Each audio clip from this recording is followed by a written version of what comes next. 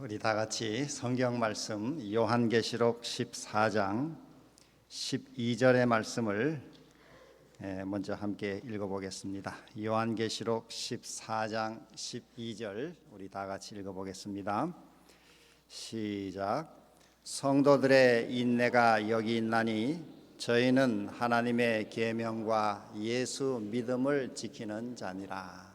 오늘은 이 말씀으로 성도들의 인내가 여기 있나니 이런 주제로 같이 말씀을 나누도록 하겠습니다. 우리 한 주일의 삶을 또 다 잘 마치고 이렇게 복된 날, 또 특별히 6월의 이 첫날 안식일 아침 성전에 와서 예배하시는 우리 모든 성도님들, 또 우리 손님들 환영하고, 우리 예배하는 이 시간을 통해서 하나님이 우리 각자에게 준비하신 은혜를 우리 마음 가득히 체험받는 복된 예배가 되기를 기원합니다. 또 우리 영상으로 예배하시는 우리 여러 성도들에게도 하나님의 넘치는 은혜가 함께 하시기를 기원합니다. 우리 성경을 보면은 이 인간의 역사는 하나님과 사탄 간의 싸움의 역사라 이렇게 합니다. 선악의 대쟁투라고 이렇게 보통 부릅니다. 사람이 역사를 어느 관점에서 해석하느냐에 따라서 여러 가지 역사관이 있습니다만은, 성경에서 말씀하는 이 역사의 한 관점은 이 모든 역사는 하나님과 사탄 간의 싸움의 역사다 이렇게 설명하고 있습니다. 그러면 이 싸움을 하면은 쟁점이 있겠죠. 무엇 때문에 싸우는지. 그 하나님과 사탄이 싸우는 가장 큰 쟁점은 무엇인가 하면은 하나님의 율법과 하나님의 품성에 대해서 싸우는 것입니다. 이 사탄은 주장하기를 하나님의 율법은 우리가 지킬 수 없는 무거운 짐과 같은, 돌덩어리 같은 아주 무거운 짐이다. 지킬 수도 없는 법을 하나님은 우리에게 요구하신다. 이렇게 주장하는 것입니다. 또 하나님의 품성은 우리가 죄를 지면은 절대로 용서하지 않는 분이다. 하나님은 무서운 분이라고. 이렇게 사람들에게 계속 사탄은 주장하고 있습니다. 그런데 하나님께서는 그분의 십자가를 통해서 하나님이 이 죄인들을 위해 직접 찾아오시고 우리를 위해 죽으신 하나님은 사랑이시라고 말씀하고 있습니다. 그리고 하나님의 율법도 그 본질은 사랑이라고 말씀하고 있습니다. 하나님의 율법은 하나님을 사랑하고 이웃을 사랑하라는 이 큰 두 축이 율법의 내용이죠. 그래서 하나님은 사랑이시오, 또 그분의 율법도 사랑이라고 하는 이 사실과 이 사탄이 주장하고 있는 하나님의 율법은 무거운 짐이요, 하나님은 무서운 존재라고 하는 이 두 주장 사이에 싸움이 계속되고 있는 것입니다. 우리의 마음도 이러한 선과 악의 하나님과 사탄 간의 싸움의 전쟁터와 같습니다. 우리 마음속이 끊임없이 싸움이 이루어지고 있습니다. 우리 눈에 보이지 않아서 그렇지 하나님과 사탄의 이 두 세력이 우리 마음속에 날마다 끊임없이 순간마다 싸우고 있습니다.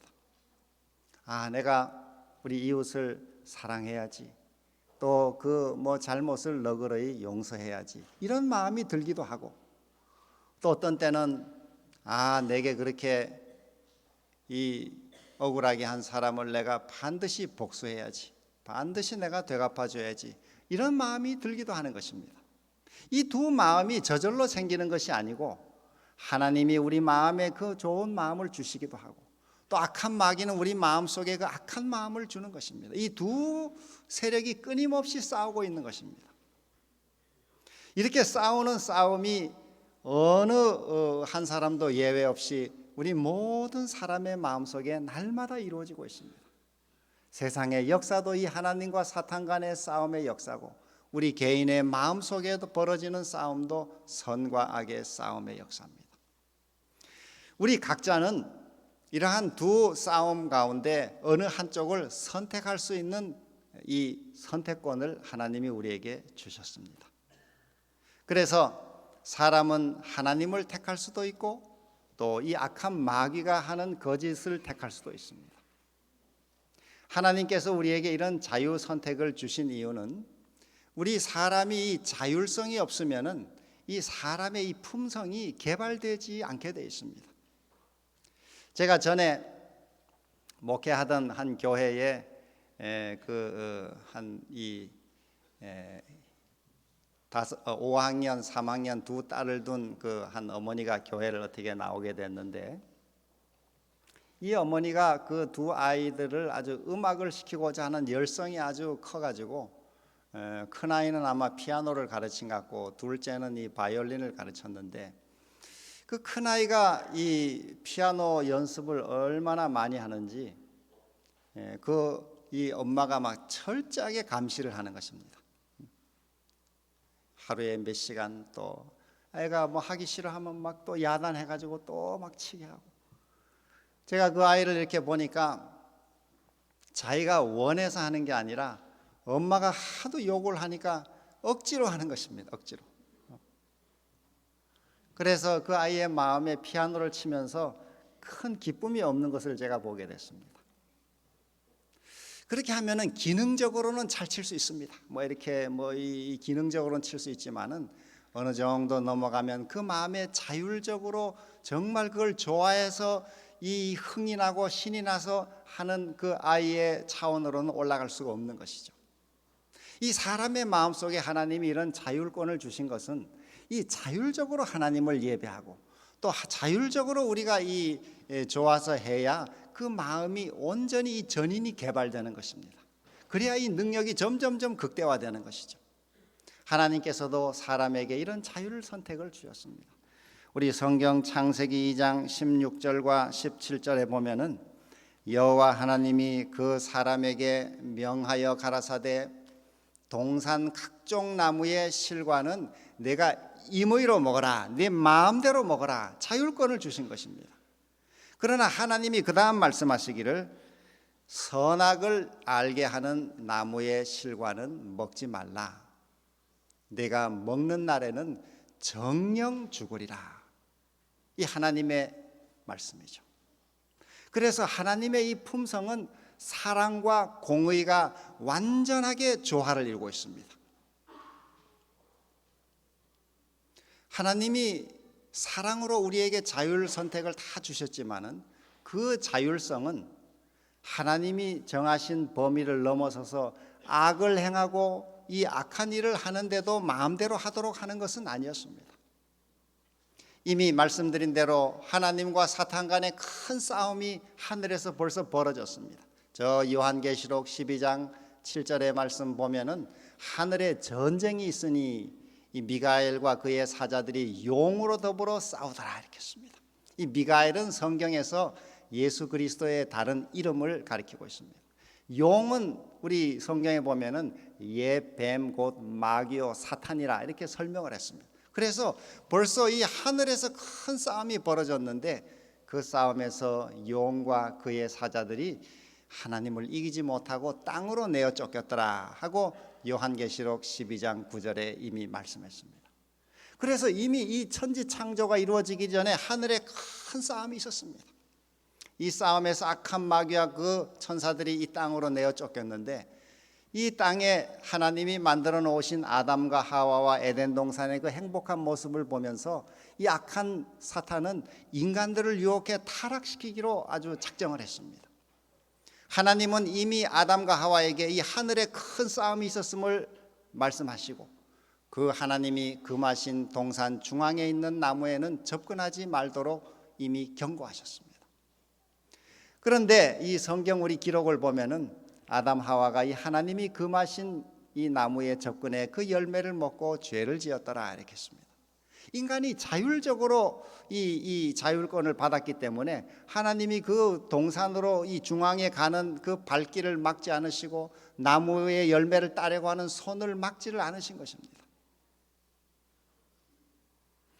참 그건 신비에 속하는 부분이긴 합니다만 하나님이 이렇게 하나님을 거부할 수 있는 자유까지도 우리에게 주셨습니다. 이게 인간의 존엄성이죠. 자유의지, 자율선택. 이 자율적으로, 이 자발적으로 하나님을 우리가 믿어야 이게 참 믿음이 자랄 수가 있는 것입니다. 지옥에 들어간다, 아니면 천국에 가기 위해서 이 땅에 고생스럽더라도 잘 알지 못하더라도 무조건 믿어라, 이렇게 하나님이 말씀하시는 것이 아니고, 우리가 하나님의 참 사랑을 깨닫고 자발적으로 하나님을 믿기를 원하시는 것입니다. 그래서 이 사탄의 유혹에 넘어간 인간은 그 죄의 값인 죽음을 받게 된 것입니다. 성경에 보면은 하나님의 법을 어기는 것이 죄고, 이 사랑의 법을 어긴 결과로 사람은 죽음에 떨어지게 됐습니다. 그래서 아담 안에서 모든 사람이 다 죽게 되었다고 성경은 말씀하고 있습니다. 소망이 없게 된 것이죠. 그런데 하나님께서 그 아담과 하와에게 구원의 길을 열어놓으셨는데, 우리 그 구원의 첫 이 선언이 그 마귀에게, 이 뱀에게 하나님이 선언하시면서 그 속에 구원의 경륜이 발표됐습니다. 우리 창세기 3장 15절, 우리 다 잘 아시는 이 구원의 경륜이라고 하는 창세기 3장 15절을 함께 읽어보겠습니다. 우리 다 같이 소리를 맞춰서 읽어보겠습니다. 시작. 내가 너로 여자와 원수가 되게 하고 너의 후손도 여자의 후손과 원수가 되게 하리니 여자의 후손은 내 머리를 상하게 할 것이요 너는 그의 발꿈치를 상하게 할 것이니라. 여기 이 여자의 후손과 이 뱀의 후손이 원수가 되겠다 이렇게 했습니다. 사실은 우리 사람은 이 사탄과 원수지간이 아닙니다. 이 사탄의 유혹에 인간이 넘어가서 타락한 이후에 우리 사람의 본성은 저절로 죄로 기울어지게 되어 있습니다. 인간은 타고날 때부터 죄를 사랑하고 죄를 즐기고 죄를 좋아하게 되어 있습니다. 여러분과 제가 신문이나 텔레비전 뉴스를 볼 때 이 남의 사생활의 그 은밀한 죄들에 대해서 매력을 갖는 것은 인간의 죄된 본성 때문에 그런 것입니다. 인간은 내버려두면 그 길로 자꾸 기울어지게 되어 있습니다. 우리 시편에도 사람이 내 모친이 죄 중에 나를 잉태했고 내가 죄악 중에 출생했다고 말하고 있습니다. 그래서 타고난 인간의 이 본성으로는 이 사탄을 미워하거나 사탄과 원수가 될 수가 없습니다.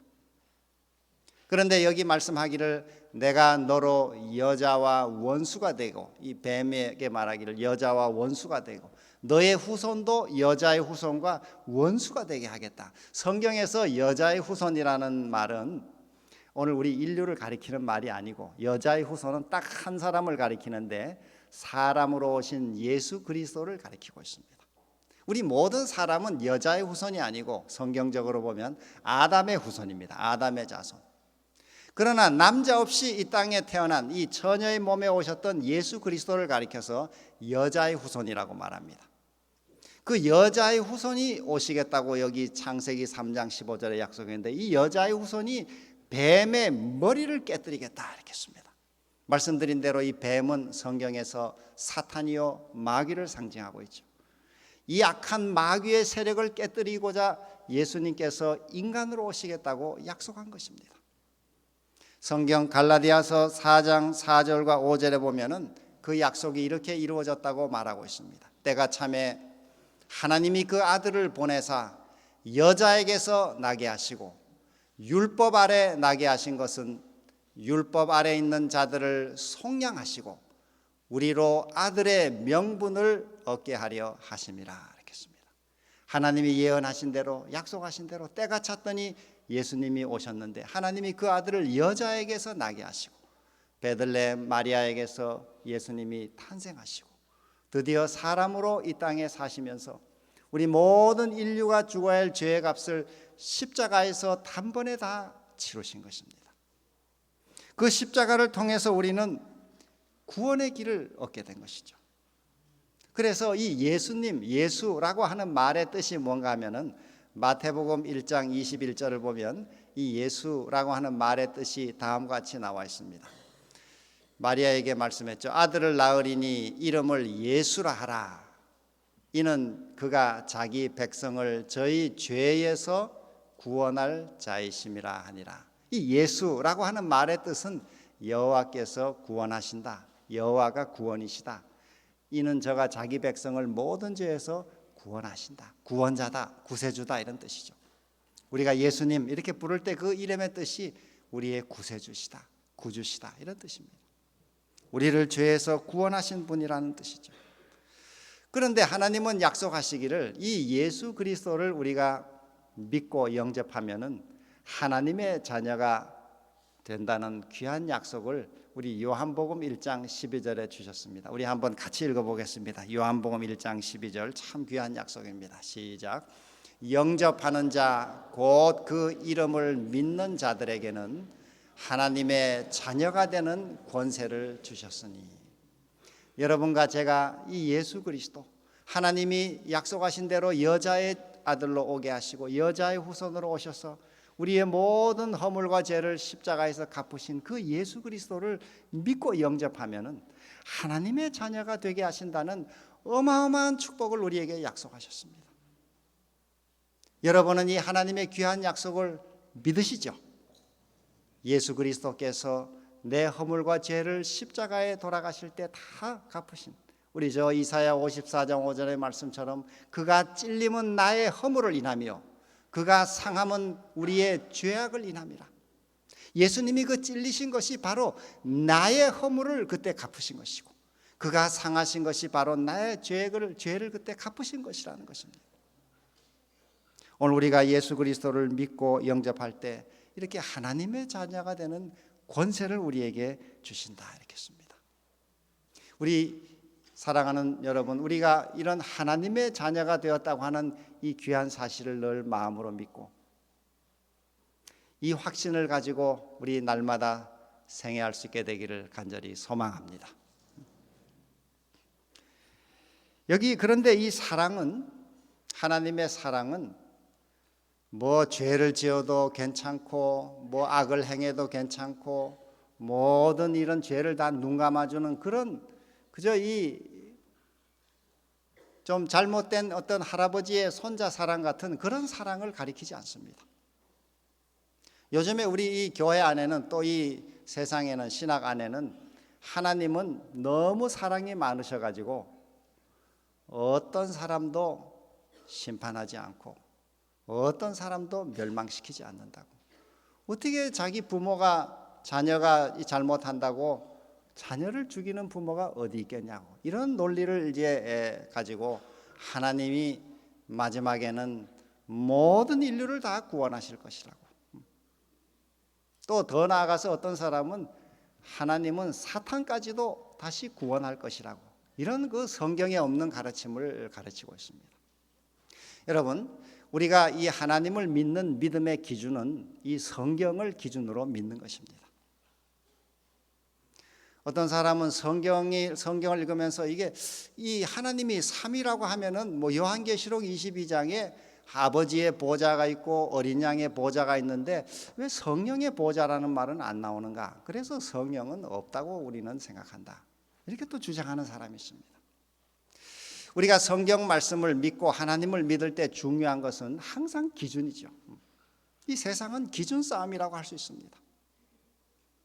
요즘에 이 미국에도 지금 얼마 전부터 이 동성애가 뭐 완전히 이거는 한 가정으로 인정해 줄 수 있다. 이 연방법원이 그렇게 이제 결정을 하고 그것이 이제 비정상이 아니게 되어 있습니다.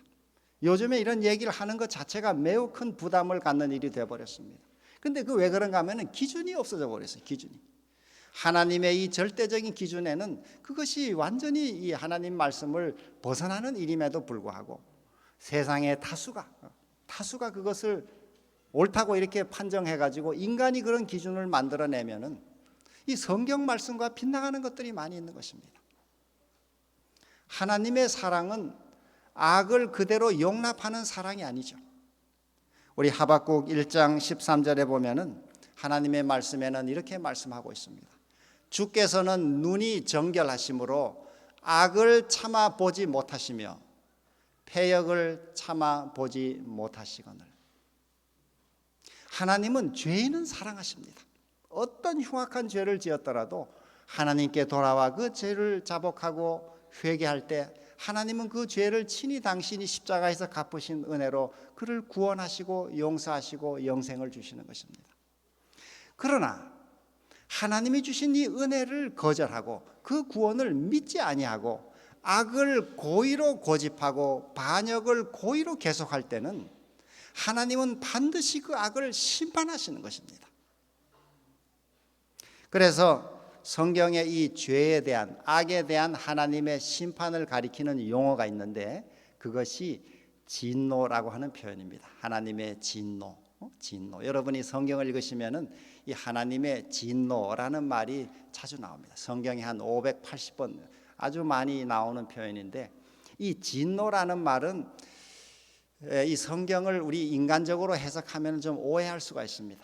사람이 막 진노한다 이렇게 하면은 사람은 때로 막 성질을 이렇게 벌컥벌컥 낸다든지 또 뭐 이렇게 인간적인 격정을 말하는 것처럼 보입니다만은, 성경에서 하나님의 진노라는 말은 그런 뜻이 아니고 이 죄에 대한 고의적인 반역에 대한 하나님의 심판을 가리키는 말입니다. 하나님은 고의적으로 죄를 고집하고 고의로 살인을 저지르고 그 죄를 회개하지 않고 계속 사람을 죽이고 악을 행한다고 할 때 그것을 그냥 넘어갈 수가 없는 것입니다. 노아 시대의 사람들이 강포해져 가지고 힘 있는 자가 약한 사람의 아내를 마음대로 뺏었습니다. 남의 재물을 마음대로 뺏어서 죽이고 자기가 갈취했습니다. 이런 일들이 노아 시대에 아주 가득 찼습니다. 세상에. 그런 세상을 하나님이 계속 두신다고 하는 것은 그것은 사랑이 아니죠. 그래서 그 노아 홍수로 심판을 하는 것이 하나님의 사랑이었습니다. 우리 소돔 고모라 성도 그 죄가 하늘에 가득 찼습니다. 얼마나 이 세상이 악했는지. 우리 성경 저 창세기 18장에 보면은 그 시대 사람들이 롯을 찾아온 이 천사가 인간의 모양으로 왔더니 그 천사를 끌어내라. 우리가 그와 이 성관계를 하리라. 이 영어 성경에 보면 그렇게 되어 있죠. 그래서 이 세상 자체가 아주 도덕적으로도 타락했습니다. 그런 세상을 사랑이라고 그냥 내버려 둔다고 하면은 이게 어떻게 하나님의 사랑이 되겠습니까? 이러한 고의적인 죄와 반역에 대해서 하나님은 반드시 심판하시는 것을 진노라고 말합니다. 하나님의 진노. 그러나 때로 우리가 뭐 연약해서 이렇게 실수하고 넘어질 때 그때마다 하나님이 화를 벌컥벌컥 내시는가? 그렇지는 않은 것입니다. 자, 그래서 이 하나님의 사랑과 공의는 매우 이 균형을 갖추고 있습니다. 무지개가 하나님의 보좌에 둘려 있다 그러고 예수님 위에 둘려 있다 그러고 또 우리 이 하늘에 둘려 있듯이 이 무지개도 이 햇빛과 이 비의 조화 속에 형성된다 그러죠. 그래서 이것이 하나님의 사랑과 공의를 나타내고 있습니다. 하나님의 성소 지성소도 역시 그 율법과 그 위의 속죄소가 공의와 사랑을 나타내고 있습니다. 사탄은 이 공의와 사랑은 조화될 수 없다고 말합니다. 그래서 한쪽으로 빗나가게 합니다. 하나님은 모든 걸 다 용서하시고 죄를 회개하지 않아도 그냥 다 눈 감아주시고 아무리 악을 이렇게 범해도 그저 마침내 다 구원하신다. 이거는 완전히 성경에서 빗나간 신학입니다. 그런 신학을 주장하는 사람들이 있습니다. 또 한편에서는 하나님은 절대로 용서하지 않는다. 죄를 지면은 가차없이 영원토록 지옥에서 불태우고 고통스럽게 한다. 이것도 빗나간 신학이죠. 오늘 우리는 이러한 거짓된 가르침들이 팽배한 시대에 이 오늘 성경의 말씀처럼 하나님은 사랑이시오. 그분의 사랑은 죄에 대한 심판을 가지고 있다고 하는 사랑과 공의의 이 균형을 우리가 바르게 이해하고 믿는 신앙이 필요한 것입니다. 그래서 마지막 이 세천사 기별에도 요한계시록 14장 7절에 보면은 다음과 같이 말씀했습니다. 그가 큰 음성으로 가로되 하나님을 두려워하며 그에게 영광을 돌리라. 이는 그의 심판하실 시간이 이르렀음이니. 이게 마지막 세상에 보내는 메시지입니다. 이 지금 세상이 옛날 노아 홍수 시대와 같이 또 소돔 고모라 시대와 같이 죄악이 점점 가득 차고 있습니다. 끔찍한 일들이 점점 많아지고 있습니다. 하나님이 언젠가 이 세상을 심판하시겠다고 말씀하고 있습니다. 이 세천사 기별은 그런 심판의 시간이 가까워오고 있다는 것입니다. 그러므로 창조주 하나님을 경배하고 하나님께로 돌아오라는 것입니다. 죄의 길을 버리고 하나님께로 돌아오라는 것입니다. 우리가 주님께 돌아오는 것을 회개라 그러는데, 주님께 돌아오면은 주님은 언제나 우리의 허물을 용서하시고 우리에게 구원을 약속하시는 것입니다. 우리 이제 마무리하면서 우리의 삶은 오늘 말씀을 통해 본 대로 성도들의 인내가 여기 있나니 저희는 하나님의 계명과 예수 믿음을 지키는 자니라. 우리 삶은 두 가지 삶이 있습니다. 성도의 삶이 한 가지가 있고 또 하나의 삶은 반역의 삶이 하나 있습니다. 성도의 삶은 어떤 삶인가? 오늘 방금 읽은 말씀처럼 성도들의 인내가 여기 있나니 저희는 하나님의 계명과 예수 믿음을 지키는 자라 이렇게 했습니다. 이 하나님의 계명을 지킨다 하는 말은, 하나님의 계명은 이미 말씀드린 대로 하나님을 사랑하고 이웃을 사랑하는 것이죠. 다른 말로 하면은 자기 중심적인 삶이 아니라 하나님의 뜻대로 사는 삶이고 다른 사람을 사랑하는 삶입니다. 그걸 하나님의 계명을 지킨다 이렇게 합니다. 우리가 비록 이 재림교회 안에 이름을 올리고 침례를 받고 이름을 올리고 살아갈지라도 자기중심적인 삶을 살아가면은 우리 그건 하나님의 계명을 지킨다 이렇게 하기가 좀 쉽지 않죠. 모든 게 항상 내 중심, 내 생각, 내 어떤 욕심, 항상 자기 생각만 한다 이렇게 하면은 이건 하나님의 계명을 지킨다고 할 수가 없죠. 반대로 이 반역의 삶은 무엇인가? 이 반역, 하나님의 법을 어기고 사는 것을 반역의 삶이라고 합니다. 이 반역의 삶을 살면은 다시 말해 죄라는 것의 뿌리는 자기 사랑입니다. 자기 사랑. 이 자기 사랑도 두 가지가 사실 있습니다. 이 긍정적인 면에 하나님이 주신 자기 가치를 인정하는 것이 하나 또 있고, 또 하나는 이기적으로 자기 욕심을 따라 사는 자기 사랑이 있습니다. 이 말씀드리는 것은 두 번째 자기 사랑이죠. 자기 중심적인 삶을 살게 되면은 거기에는 반드시 심판이 오게 되어 있습니다. 그래서 아담과 하와가 깨달은 아주 최대의 발견은 자아 고집의 길은 결국 파멸의 길이라는 것입니다. 저는 이 죄가 도대체 무엇일까 이렇게 좀 생각해 보다가 로마서 2장에 보면은 이 죄는 자기 고집입니다. 자기 고집. 모든 죄의 뿌리는 자기 고집이죠. 그것이 이렇게 정신적인 거든 실제적인 거든 어떤 형태의 죄든지 따지고 들어가면 죄는 하나님의 뜻을 따르지 않고 내 고집대로 하겠다. 이것이 항상 그 속에 깔려 있습니다. 모든 죄는 항상 뿌리가 자기 고집입니다. 하나님의 뜻을 거부하는, 하나님의 뜻에 굴복하지 않겠다는 자기 고집이 모든 죄의 뿌리입니다.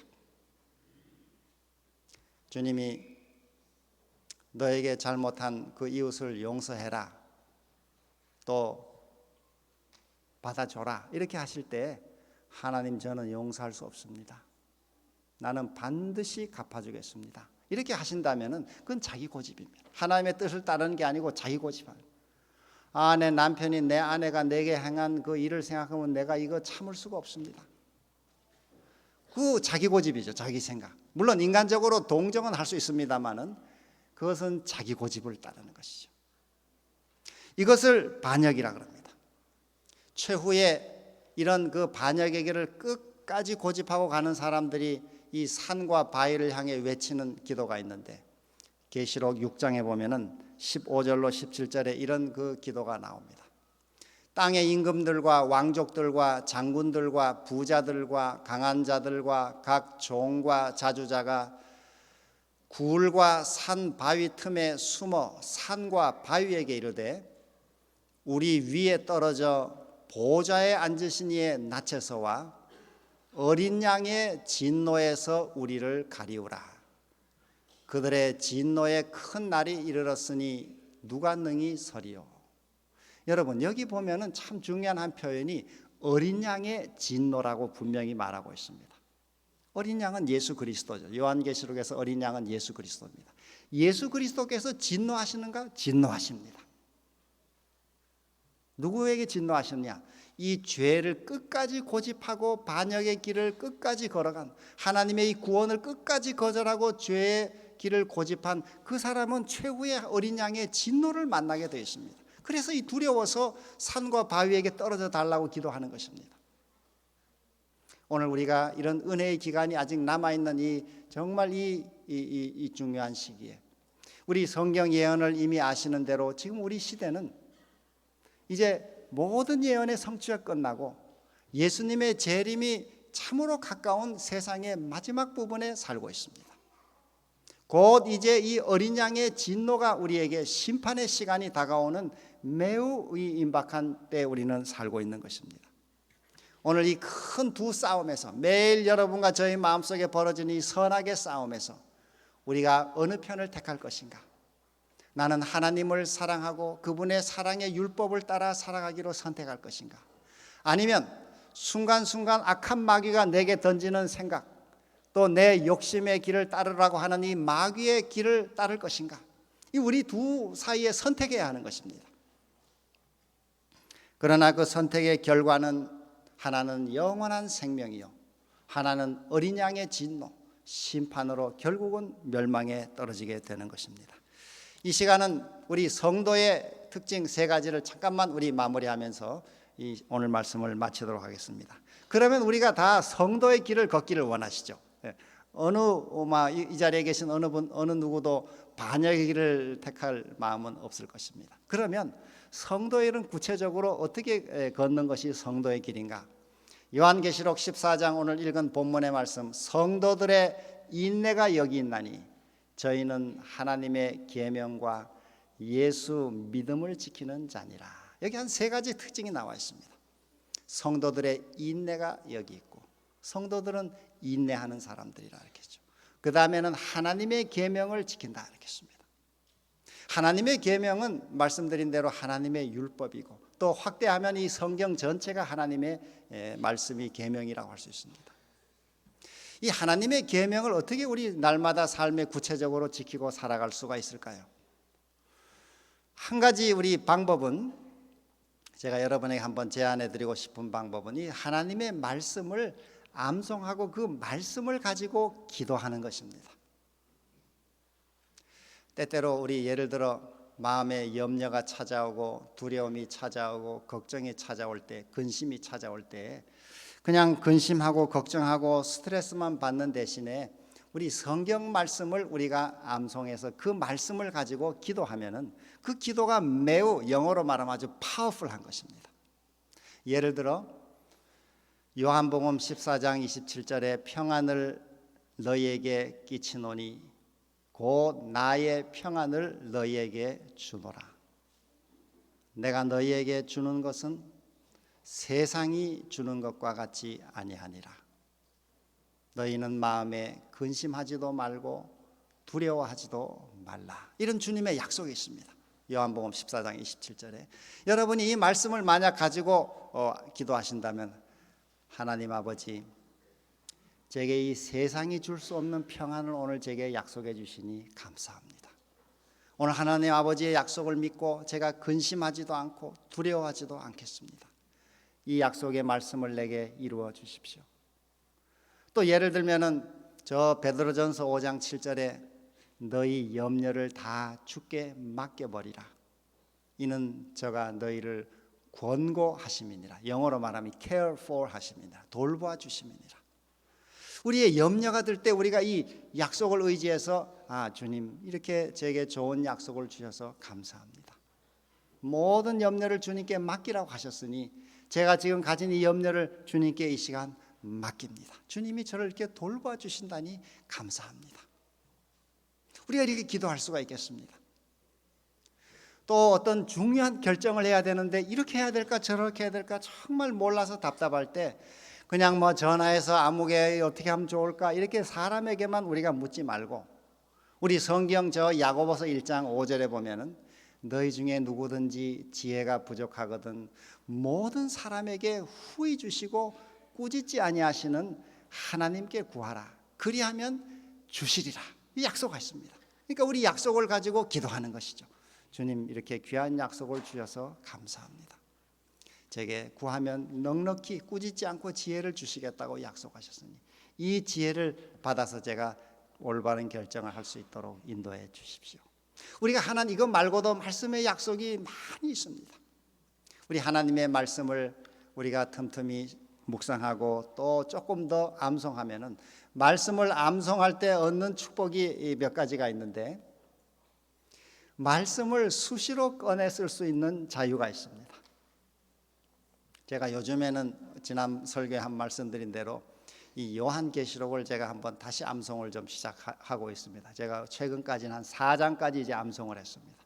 이 4장까지 암송하고 한 가지 유익은 뭔가 하면은 아침에 깨서 딴 때는 잡생각이 자꾸 아침 일찍부터 들 때가 있습니다. 근데 그거 물리치느라고 이렇게 좀 씨름도 하고 이러는데, 요즘에 제가 일어나면은 그냥 쭉 요한계시록 1장부터 그냥 쭉 제가 이 잡생각을 물리치는 아주 좋은 방법이 이 성경 말씀을 암송하니까 훨씬 도움이 됩니다. 또 하루 지나면서 때로는 여러 악한 마귀가 이 생각을 공격을 많이 합니다. 여러 부정적인 생각, 또 여러 근심 걱정 생각, 이럴 때 제가 그때마다 다시 요한계시록의 말씀을 꺼내서 또 쭉 암송을 하면은 여러 잡생각을 물리치는 데도 아주 도움이 됩니다. 또 어떤 사람을 갑자기 만나서 좀 권면을 해드려야 되는데, 그때도 적절하게 그 좋은 말씀을 제가 거기서 골라가지고 이렇게 권면할 수 있는 자유를 얻게 됐습니다. 여러분께서도 로마서를 하시든지 아니면 또 마태복음의 산상수훈을 하시든지 여러분의 좋아하는 성경을 택해가지고 한번 이렇게 한 장을 통으로 이렇게 한번 외우는 일을 해보시면은 여러 면의 유익을 많이 얻을 수 있습니다.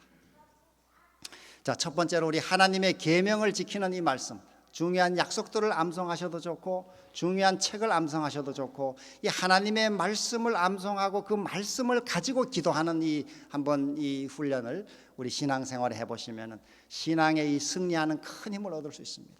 예수님도 마태복음 4장 4절에 보면은 이 마귀가 직접 나타나 공격을 했습니다. 40일 금식한 예수님께도 달려들었습니다. 이 돌로 떡을 만들어 먹어라, 내 신성을 한번 써봐라. 강력한 시험이죠. 그럴 때 예수님께서 저 신명기 8장 3절을 꺼내가지고 대처하셨습니다. 사람이 떡으로만 사는 것이 아니요 하나님의 입에서 나오는 모든 말씀으로 사는 것이다. 이렇게 예수님도 우리에게 말씀을 꺼내서 마귀를 대적하는 본을 보여주셨습니다. 두 번째로 이 성도는 예수 믿음을 가진 사람들이다 이렇게 했습니다. 예수님이 한 번은 저 바다를 건너실 때 이 배 고물에 누워 주무시는데 그 큰 풍랑이 일어서 배가 침몰하기 직전이었습니다. 그런데 제자들은 걱정이 태산이었지만은 예수님은 보니까 아주 평온하게 주무셨어요.